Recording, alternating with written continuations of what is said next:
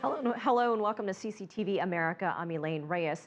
We begin in the Middle East, where a major Israeli offensive against militants in Gaza may be starting. Israeli Prime Minister Benjamin Netanyahu says, quote, "It's time to take the gloves off." Violence has been spiraling since the murders of 3 Israeli teens and a Palestinian boy. Let's go live now to CCTV's Roy Rettenberg, who is live in Tel Aviv. And Roy, let's start with the casualties. At least 14 Palestinians dead. What more can you tell us?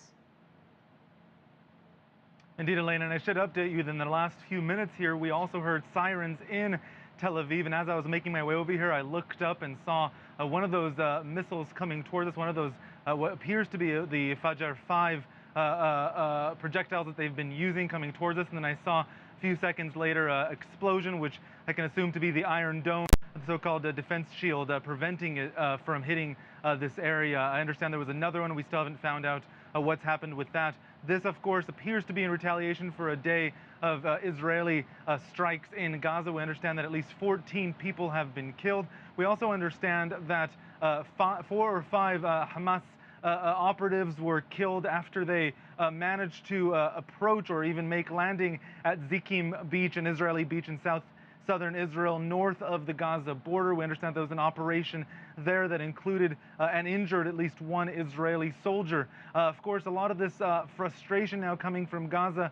People say that not just Hamas operatives are being targeted, but innocent civilians. We know that a number of homes were destroyed, and Palestinians do say, however, that some actually received phone calls to evacuate their homes before those airstrikes, is quickly escalating into a very serious situation here, Elaine. And with the information you just shared with us, do you think there's now a clearer indication that ground troops might go in? Well, at the same time, I should also tell you that the Israeli Security Cabinet is holding an emergency session tonight here, just about 10 p.m. here local time. Earlier in the day, we understood that the cabinet approved some 40,000 additional reservists to be called upon. That's in addition to the 1,500 that were called upon yesterday.